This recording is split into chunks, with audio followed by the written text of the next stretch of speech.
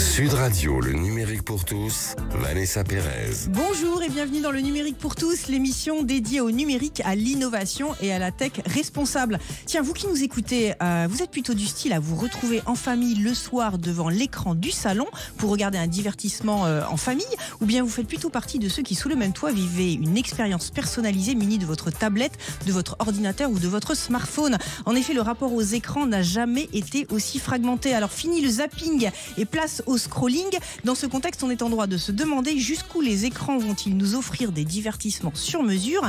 Quelles sont les grandes tendances du divertissement et surtout, sommes-nous toujours maîtres de ce que nous regardons? Le numérique pour tous spécial écran et divertissement, c'est parti et c'est sur Sud Radio.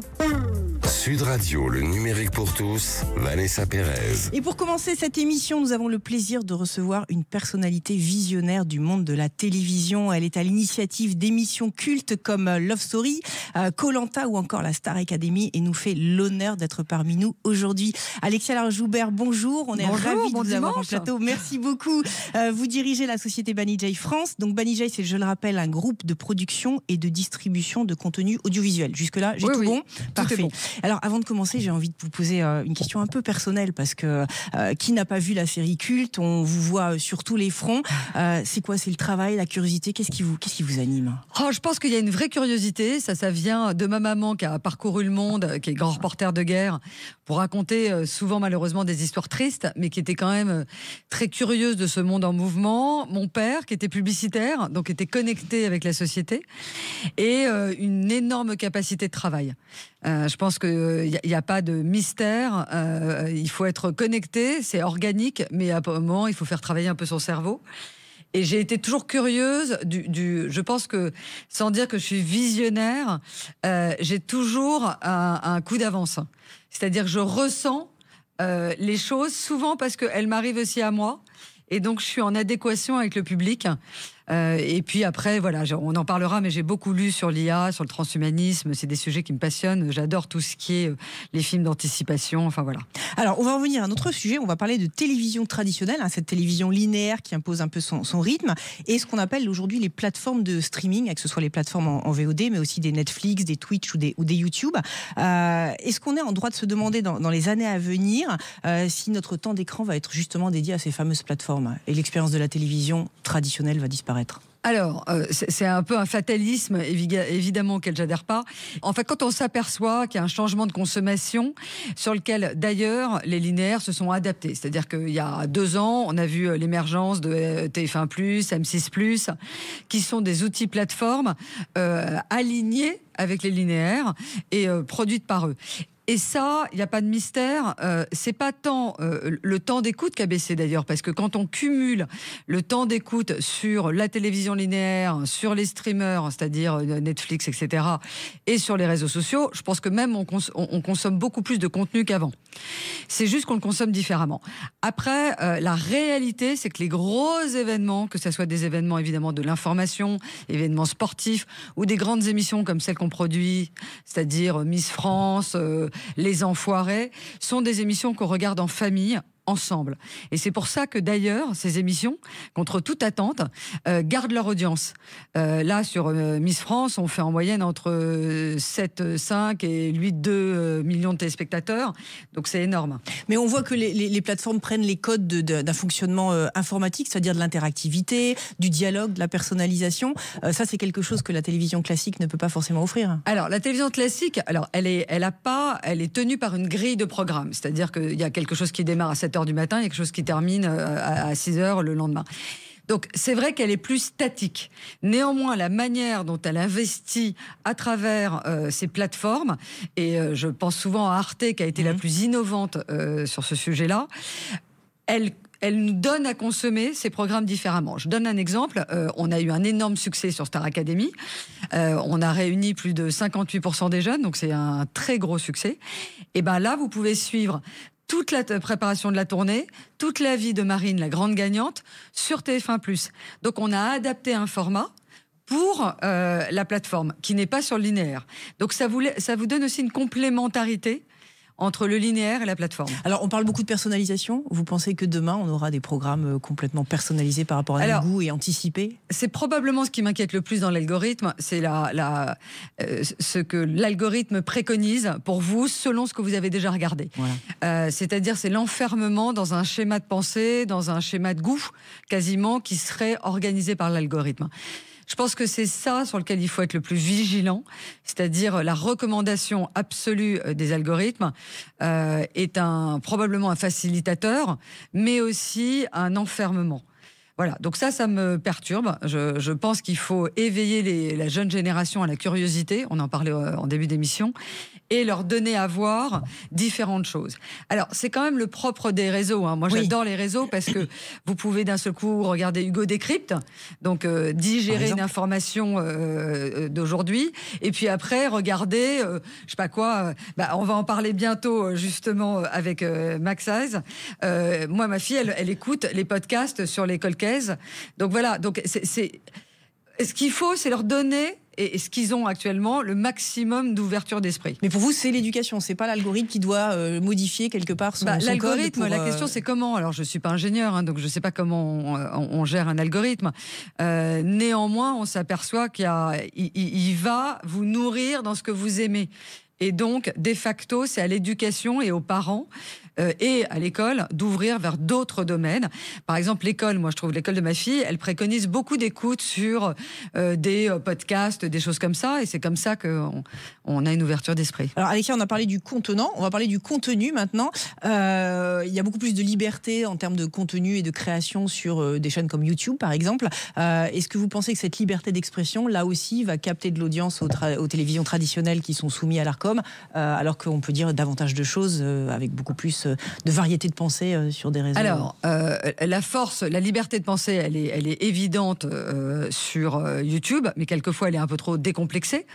Et elle donne du grain à moudre aux journalistes parce que tout simplement il y a beaucoup de fake news, donc il faut faire très attention. Ça, c'est le premier point. Deuxième point, on s'aperçoit aussi qu'elle ne produit pas.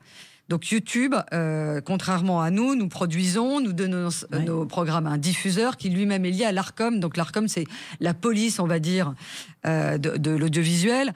Et ce qui fait qu'on est obligé de vérifier nos informations, de faire attention à l'éthique, de faire attention au traitement des candidats, de faire attention à une multitude de choses sous peine de sanction.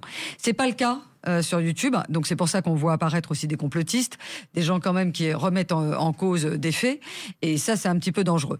Par ailleurs, il y a un autre élément, c'est que YouTube, ne produisant pas, c'est-à-dire ils n'investissent pas dans les contenus, vous retrouvez avec des contenus à production un peu faible. Et c'est là où probablement l'intelligence artificielle va bouleverser tout ça, c'est qu'elle va permettre à des créateurs de contenu de benchmarker, d'augmenter la qualité de leur production.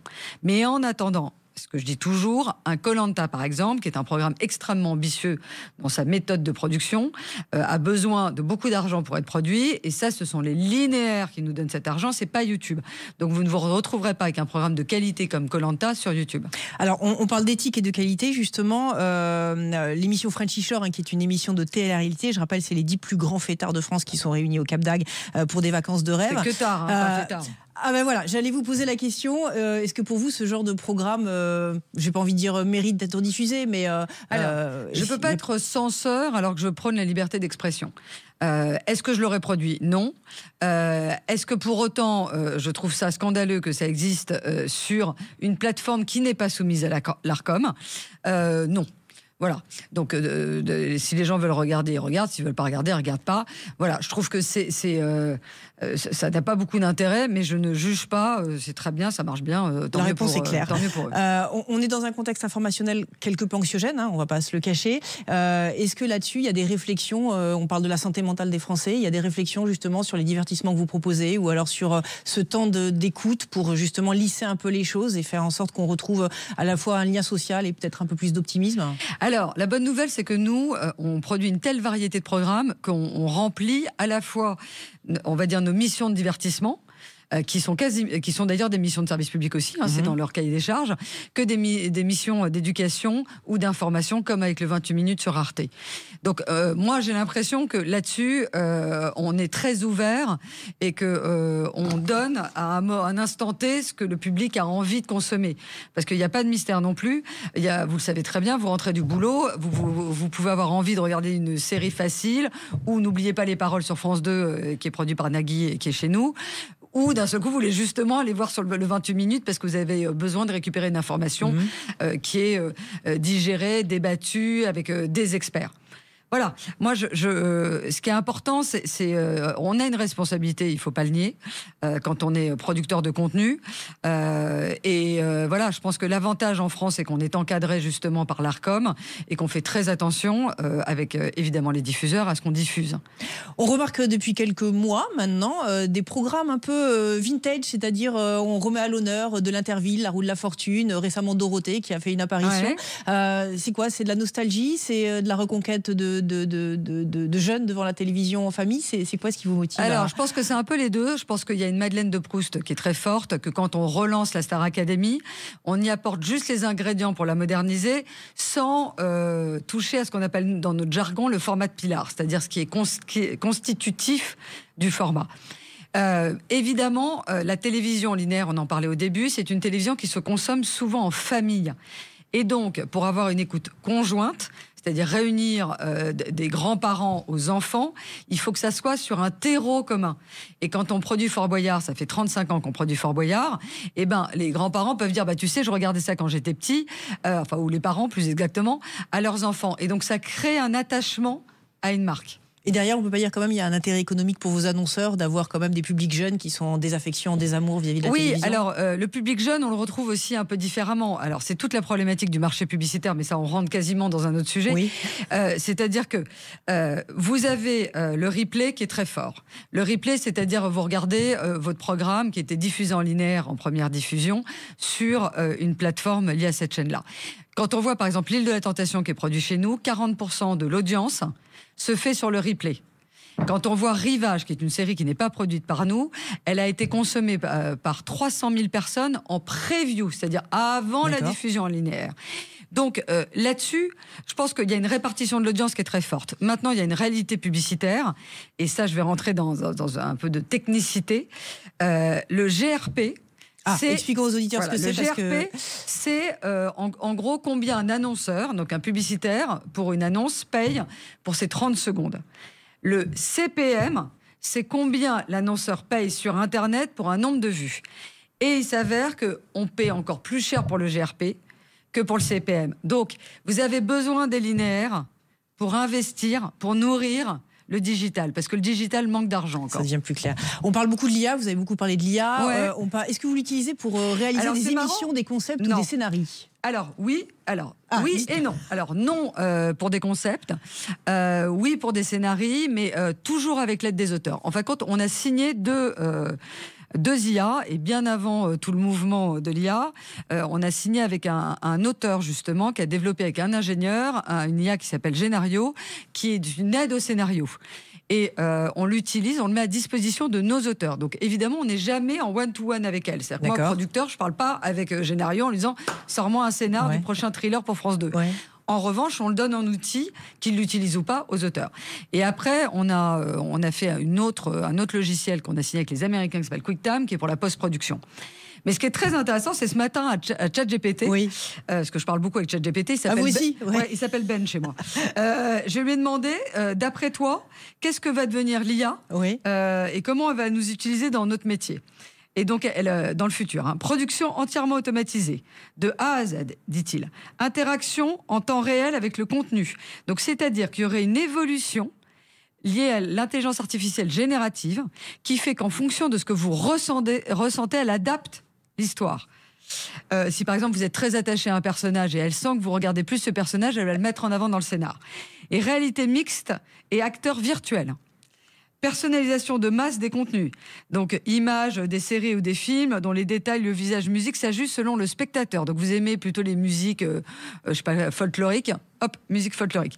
Optimisation des workflows créatifs, éthique et régulation. Et là, quand même, ChatGPT me dit, avec la montée des deepfakes et de la manipulation de contenu, il y aura probablement un cadre réglementaire plus strict pour encadrer l'utilisation de l'IA. Donc, elle-même, une IA me dit, sois sympa, encadre-moi. Elle s'autocensure. Parfait. Merci beaucoup, Alexia. Merci. Avant de finir, un petit scoop, Alexia, une prochaine émission, quelque chose sur lequel il faut rester vigilant. Alors là, écoutez, on a lancé beaucoup de séries de fiction. Ouais. Donc j'étais sur une série exceptionnelle avec la ministre Rachida Dati hier, qui s'appelle Montmartre. Ça arrive bientôt sur TF1. C'est, en fin de compte, c'est le début des cabarets avec les premières effeuilleuses dans les années 1880, et on va suivre une jeune femme qui va accepter de se mettre à nu pour sauver son frère et sa sœur. C'est prévu pour quand, ça, Alexia ? Oh, je pense en fin 2025. Ok, on reste connecté. Merci beaucoup, Alexia. Je rappelle que vous êtes CEO de Banijay France. Restez avec nous, on marque une courte pause avant de découvrir la vie d'un YouTuber qui cartonne avec une série sur les affaires criminelles. Il nous partagera son quotidien de producteur en série. Le numérique pour tous spécial écran et divertissement. Ça continue dans quelques instants et c'est sur Sud Radio. Sud Radio, le numérique pour tous, Vanessa Pérez. Et pour continuer cette émission spéciale écran et divertissement, nous avons le plaisir de recevoir un YouTuber dont la communauté s'élève à plus de 2 millions d'abonnés. Il est surtout l'auteur d'une série qui met chaque semaine à l'honneur un crime, une histoire vraie tous les vendredis à 18h avec des titres comme Le Cannibale qui a terrifié l'Amérique ou bien Le Détraqué qui a horrifié la France. Il est aussi l'auteur d'un magazine du même nom, Affaires criminelles, qui parle de faits divers. Max Kais, bonjour. Alors Max Kais, avant de commencer, j'ai envie de vous demander comment tout a commencé pour vous, parce que se spécialiser dans les crimes et tout ce qui est un peu gore, c'est une vocation ? Alors, comme je dis toujours, on se lève pas le matin en se disant je vais écouter une histoire de tueur en série, de disparition ou de meurtre. Moi, de mon côté, ça a commencé un petit peu par hasard en achetant un livre en fait qui parlait de tueur en série, parce que j'avais un trajet de train régulier à faire chaque semaine et je suis tombé dedans en fait comme ça m'a tout de suite fasciné. Et à l'époque, je faisais déjà un petit peu des vidéos sur YouTube, justement. Et je me suis dit, en fait, ça me fascinait tellement que je me suis dit, mais je vais essayer de raconter une histoire sur YouTube. Et ça a pris quasiment instantanément, quoi. Et aujourd'hui, ça fait 7 ans que je raconte des histoires vraies flippantes, comme je les alors, appelle. pourquoi vous préférez créer du contenu sur YouTube plutôt que proposer ce concept, justement, à une chaîne de télévision ? Pourquoi l'expérience avec les auditeurs est différente ? Parce qu'en fait, déjà sur YouTube, c'est plus simple, c'est-à-dire que je fais ma propre vidéo, je fais un petit peu ma petite popote, quoi, et puis je la publie moi-même sur YouTube. Tandis que la télé, c'est déjà plus compliqué d'y entrer. Et puis sur YouTube, on a cette proximité aussi avec le public. C'est-à-dire que moi, j'adore aller voir les commentaires, répondre aux gens, réagir aussi un petit peu à l'actualité vis-à-vis de ce qui se passe face à ma caméra et autres. Je pense que c'est ça qui plaît, en fait, c'est la proximité avec les gens. Et vous pensez que le traitement des faits divers sur YouTube permet d'être plus authentique et plus libre que sur une télévision traditionnelle ? Oui, beaucoup plus, parce qu'en fait, l'énorme majorité des émissions qui traitent de crimes sur la télé, vous pouvez remplacer le présentateur ou la présentatrice. Les gens s'en foutent en fait. Ils ne verront pas la différence, ils feront aucune remarque. Moi ou un autre qui a une chaîne YouTube, vous le remplacez lors d'une vidéo, mais tous les commentaires vont parler de ça, donc ça n'a rien à voir en fait. Alors racontez-nous les histoires les plus croustillantes, les dernières que vous avez sorties qu'il faut absolument connaître. J'ai fait beaucoup d'affaires, j'ai fait un couple de tueurs en série qui a traversé l'Amérique pour tuer des gens.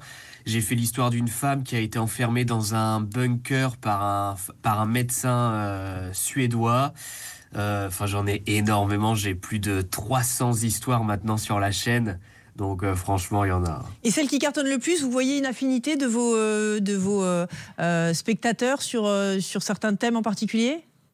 Pas vraiment, parce qu'en fait, des fois, je suis vachement surpris. Les vidéos qui ont fait le plus de vues, c'est des sujets un petit peu inconnus que j'ai découverts comme ça et que j'ai balancé sur YouTube. Et c'est des vidéos qui sont à plus de 3 millions de vues maintenant. Il y a l'histoire d'une prof qui organise le meurtre de son mari, l'histoire d'une famille qui se débarrasse de leur fille au père. C'est toujours des petites histoires inconnues qui marche le plus en fait. Et alors, vous vous fixez des limites, Max Kais, des limites éditoriales, des choses plus ou moins gore que vous ne voulez pas montrer ? On a une ligne rouge vis-à-vis d'Internet et YouTube, vu que c'est un site public. Par exemple, je ne vais pas publier les scènes de crime, les cadavres et autres en grand écran. Mais sinon, pour le reste, je raconte l'histoire telle qu'elle, quoi. Alors, c'est vrai que ça suscite des vocations d'être youtubeur. On voit effectivement beaucoup d'adolescents qui se disent « je vais gagner beaucoup d'argent ».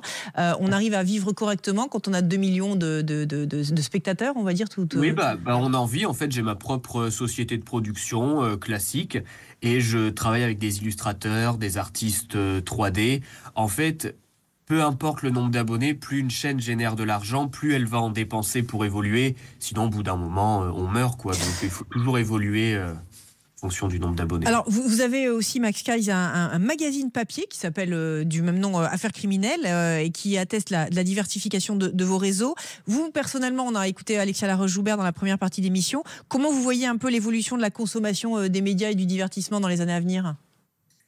Moi, personnellement, si je prends mon exemple, quand je vois mes amis, on parle pas du tout de la télé déjà de base, c'est-à-dire que jamais on va se demander quelle émission on a regardé hier, on va plus parler de séries, de la nouvelle vidéo YouTube, de trucs ou de machin qui est super.